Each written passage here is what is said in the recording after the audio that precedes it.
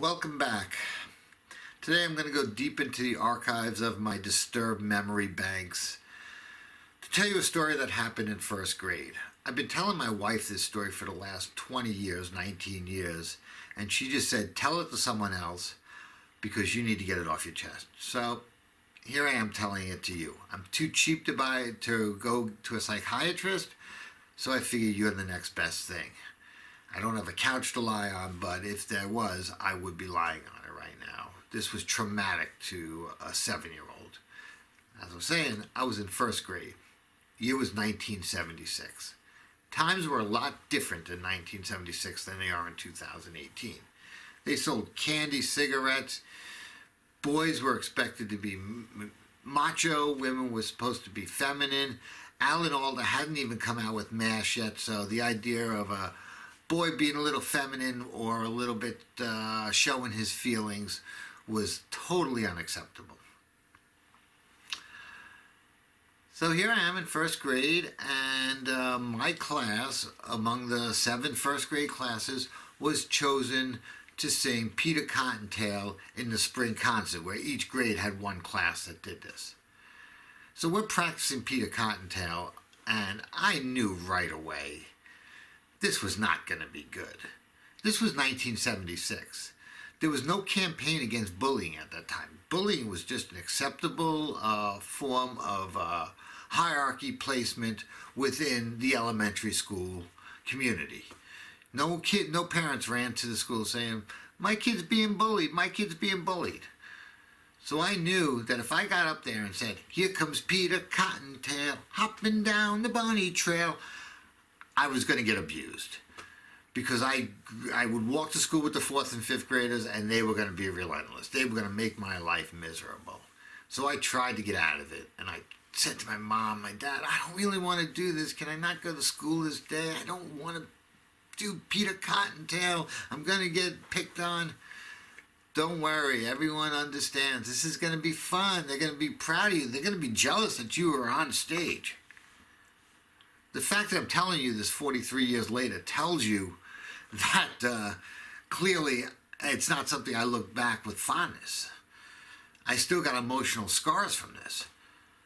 So before we're about ready to go on, they have to dress us up. They put little bunny ears on us, and they stick some cotton swabs on our ass. Not swabs, I mean cotton balls, cotton swabs go up the ass. I don't know, hemorrhoid shit. And then they draw little whiskers on us. And there I go up with my class. And I am singing. I got my tough skins on. And I'm singing. And you have to hold your hands like this. That's why I keep doing that. Here comes Peter Cottontail, hopping down the bunny trail. Hippity hoppity, Easter's on its way. Which in itself, in 2018, is a big no-no anyway. You know, because 2018, you mention the word Easter in school, people are going to freak the fuck out, right? And that's the irony of it. It was the 70s. People didn't freak the fuck out over little things. They knew they had bigger things to worry about, like waiting in line for gas. You know, half the school was Jewish and not a single parent complained. Today, everyone would be up in arms. They'd want to burn us down, going to social media. Anyway, I'm getting a little off track here. The point of the matter is I went up there, and sure enough, every freaking older kid picked on me for that. I used to walk home, here comes Peter Cottontail, and they would all be making fun of me. But here's the worst part about it is we had to do 2 concerts. The first concert was for the school, so all the kids got to abuse me. But the second one was for the parents. Now you think parents are going to be nice to kids. But the fact is parents are more bullies than the kids are. But they just do it in a smart way.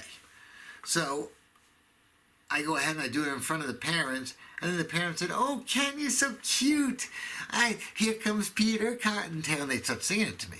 Well, at 7 years old, you don't know how to restrain your emotions. You don't know how to kind of say, that was really funny. Yeah, I'm glad I did it.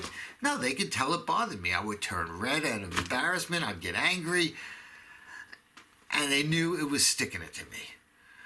So rather than saying, "Oh, I'm not gonna say this to this kid," every chance they get, these parents would say, "Oh, here's Peter Cottontail." I mean, this happened in Easter in April, and come Halloween, they're still talking about Peter Cottontail. I'm going up to the doors, and I'm not dressed as Peter Cottontail. I'm dressed as a karate guy, macho, masculine. No. Hey, look, here's Peter Cottontail. No, I'm karate guy. I'm Bruce Lee. I'm kung fu fighting. I'm not Peter Cottontail anymore. But they would do it.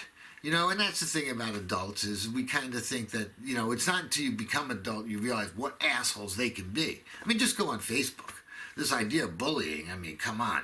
You post a thread that's a little off color or make a mistake, every fucking person every parent in their mind that goes to the school to complain about bullying is jumping on there and ready to lynch this person. Anyway, that was my story. Mrs. Levy, who was my first grade teacher, I hated her. I will talk about that. I'm not going to use the B word or the C word, but she fits both. She was a horrible, horrible human being. Made my life miserable. Anyway, if your kids don't want to do something, really examine the situation. I understand 2018, maybe some kids identify as Peter Cottontail, so it's okay. But if a kid doesn't want to dress up as Peter Cottontail, don't make them. Keep them out that day. They won't be there in 40 years complaining about being Peter Cottontail. You guys have a good day. Like, subscribe to the channel. I appreciate any views I can get. I don't have many, so anyone I can get would be great. Have a good day.